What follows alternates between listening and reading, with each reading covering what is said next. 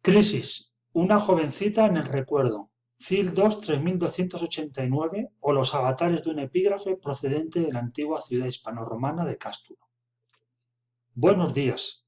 Antes de comenzar con el análisis de la inscripción que da nombre a nuestra presentación y que ya pueden ver en pantalla, creemos conveniente situarla en el espacio y en el tiempo. El texto procede efectivamente de Cástulo, una antigua ciudad iberorromana ubicada en el actual término municipal de Linares. Sus vestigios se encuentran en la margen derecha del río Guadalimar y constituyen, junto con sus materiales, especialmente sus ricos mosaicos, una de las joyas del patrimonio andaluz. Cástulo tiene una larguísima historia. Las excavaciones arqueológicas documentan un hábitat desde la Edad de Bronce hasta el fin de la Edad Media, momento en que se abandonó definitivamente. Desde el siglo VIII a.C., en el lugar se irá desarrollando un oppidum, un núcleo fortificado que en la Edad de Hierro se convirtió en una de las ciudades más extensas de la península ibérica, así como en la más importante de la Oretania. Su gran desarrollo debe mucho a tres factores: su posición estratégica en un cruce de caminos históricos que domina la cabecera del valle del Guadalquivir, la fertilidad de sus tierras y, sobre todo, su ubicación en un territorio de gran riqueza minera, en especial de plata, plomo y cobre. Esta riqueza minera, destacada ya por los clásicos, explica que tras llegar los cartagineses a la península, se aprestasen a dominar este territorio. Cástulo quedó bajo control cartaginés. Es más, según Tito Livio, Aníbal tomó una esposa castulonense. Inicialmente integrada en la provincia ulterior baética, tras la reforma provincial llevada a cabo por Augusto, Cástulo quedará enclavada en la Citerior, en el Conventus Carthaginiensis. Dicho de otro modo, su rico distrito minero quedó bajo el control directo del emperador, no del Senado. La ciudad romana, que posiblemente ya con Julio César fue elevada al rango de municipium, portará el nombre de Municipium Caesariorum Juvenalium Castulonensium y vivirá un largo periodo de prosperidad entre los siglos I a.C.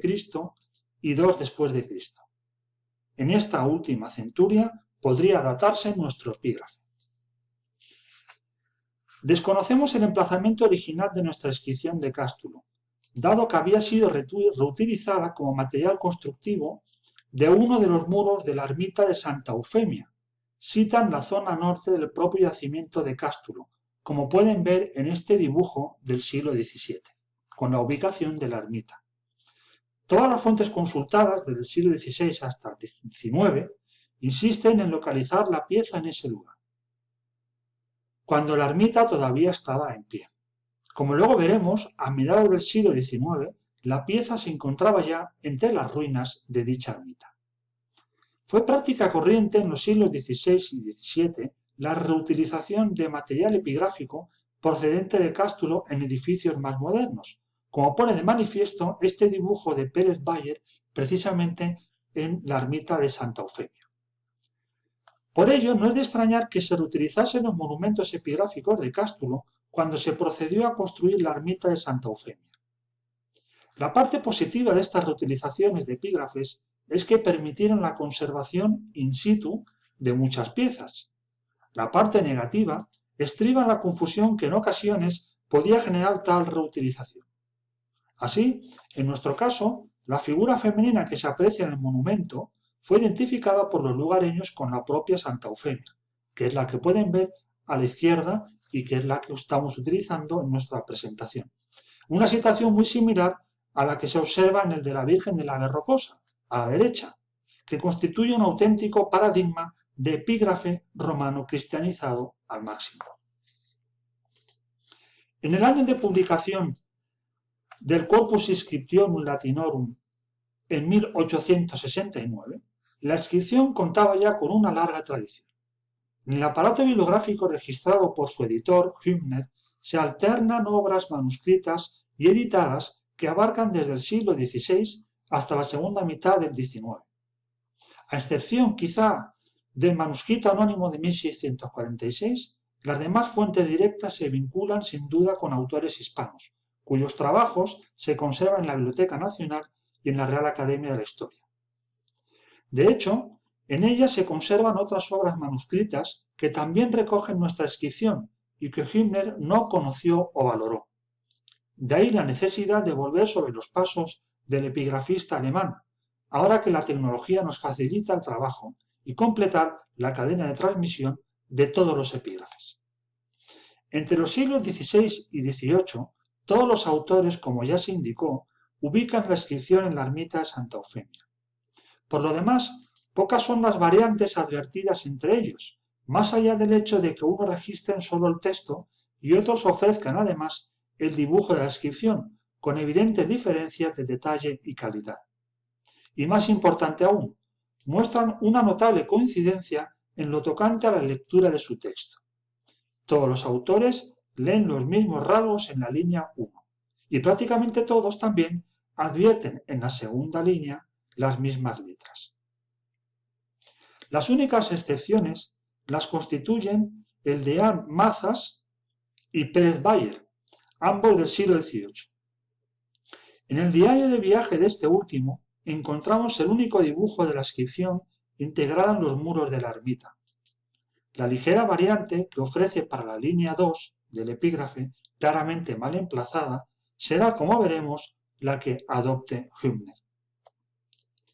Ya exenta, aunque aún en Cástulo, la vio en 1859 Rafael Martínez de Carnero, quien ofrece un último dibujo del monumento más completo y realista que el de Pérez Bayer. En la historia de la transmisión del epígrafe que nos ocupa hay una figura clave, el estudioso Manuel de Góngora. Entre los años 1854 y 1858, Góngora era catedrático de Historia en el Instituto de Bachillerato de Jaén. Compaginó su labor docente con el coleccionismo de antigüedades y las expediciones arqueológicas por las provincias. Una de sus expediciones tuvo como destino Cástulo. Las numerosas piezas que allí encontró y describió, entre ellas la nuestra, se fueron con Góngora a Granada, cuando a fines de 1858 obtuvo la cátedra de Historia en dicha universidad granadina. Prueba de ello es la foto en la que el autor figura posando junto a las piezas que ha trasladado desde Jaén a Granada. La foto fue tomada antes de febrero de 1860, porque en esa fecha se presentó a un concurso de la Real Academia de la Historia en el que junto al dossier escrito adjuntó 37 fotografías en blanco y negro como la que están viendo, y que le sirvió de apoyo gráfico para su estudio. Nuestra inscripción permaneció en Granada desde aproximadamente el año de 1859 hasta la muerte del autor en 1884, momento en el que su rica colección de antigüedades fue adquirida por el Museo Arqueológico Nacional. Suponemos que durante el traslado de la pieza desde Granada a Madrid, ésta debió de romperse por la parte inferior y quedó mutilada tal como hoy la conocemos. Desconocemos el paradero de la parte perdida.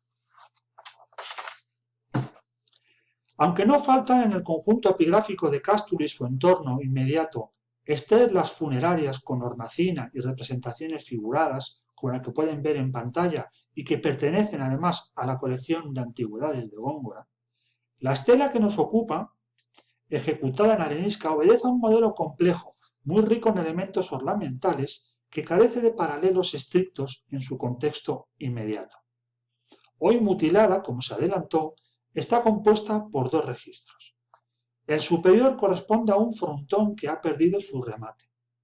Alberga en su tímpano una figura vestida con túnica corta, a cuyos lados, simétricamente, aparecen sendos pavos. El conjunto, a su vez, está flanqueado por dos acróteras, cada una con una roseta, de las que sólo la derecha se conserva completa. Del registro inferior, separado del previo por una cornisa de 4 listones, apenas sobrevive una mínima parte, un arquitrabe liso con la primera línea del epígrafe y la parte superior de una hornacina. Esta hornacina está flanqueada por dos pilastras estriadas rematadas con capiteles corintios. En las enjutas del arco escarzano aparecen dos cabezas embutidas en nichos. Entre ellas se encuentra la segunda línea del epígrafe. Para describir la parte perdida de este registro inferior, son de capital importancia tanto los dibujos ofrecidos por las fuentes manuscritas, como ya hemos visto, como la única fotografía que nos ha llegado del monumento, que pueden ver en pantalla y que ya hemos tenido ocasión de ver en la que posaba Manuel de Góngora junto a sus piezas. Así podemos saber que en la hornacina aparecía una figura femenina ataviada con una túnica y, según García y Bellido, con las manos cruzadas sobre el pecho. No cabe duda de que la figura femenina del registro inferior representa a la difunta, pero resta por identificar la del registro superior. En atención a la presencia de las aves, que identificó como gansos guansares, Martínez Mazas consideró que posiblemente representaba a la diosa Juno.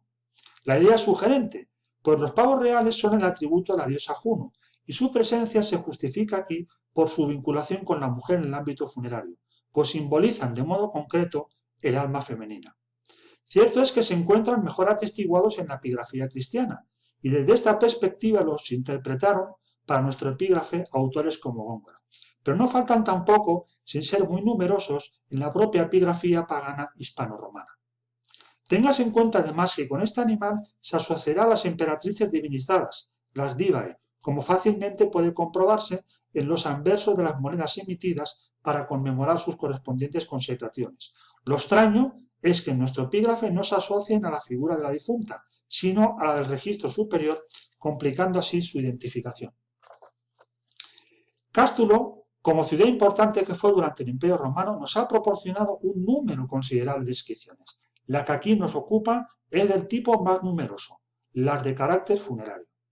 El texto, que se puede leer bastante bien, dice lo siguiente: Crisis anorum sedecim pia in suis hic cita, si tibi terra levis, que quiere decir crisis de 16 años, piadosa en el sentido de bondadosa con los suyos, aquí reposa, que la tierra te sea leve. En contraste con la riqueza externa ornamental de la pieza, como ya hemos visto, desde el punto de vista textual estamos ante un epígrafe funerario muy breve y sencillo, de tan solo 2 líneas, que presenta letras capitales de buena factura, especialmente en la primera línea y con interpunción regular para separar palabras o abreviaturas. Las fórmulas empleadas, muy simples, siguen el estándar habitual en la epigrafía latina hispana, particularmente en la zona sur. En el texto no hay ninguna indicación sobre el parentesco familiar de la joven difunta de 16 años. Esta es denominada solo con un nombre único, Crisis, que es de origen griego, lo que según la hipótesis tradicional nos llevaría a pensar que estamos ante una esclava, pues como es sabido, en las provincias occidentales era práctica habitual dar a los esclavos, que siempre portan un único nombre, un antropónimo griego. El nombre significa de oro, dorada, y aparece transcrito con I latina en lugar de Y etimológica. El nombre sí es conocido en la epigrafía hispánica, pero no es muy común. En 2 epígrafes de la península figura dicho nombre, pero con la grafía etimológica correcta. Como hemos indicado, el texto no presenta problemas de interpretación. Sin embargo, en la segunda línea proponemos leer hic cita, en lugar de hic es cita, que fue la lectura adoptada por Hübner, que admitió no haber visto la pieza. Hübner creía que la I era una E mal escrita. Mantenemos la lectura hic cita porque nos parece claro que entre la H e I iniciales no hay interpunción, que es muy regular en las 2 líneas del texto. Además, todas las fuentes manuscritas antiguas que transmiten la inscripción leen H e I iniciales. Posiblemente el lapicida se equivocó y escribió I en lugar de IC y ya no pudo rectificarlo y lo dejó así. Y también así lo dejamos nosotros aquí, y muchas gracias por su atención.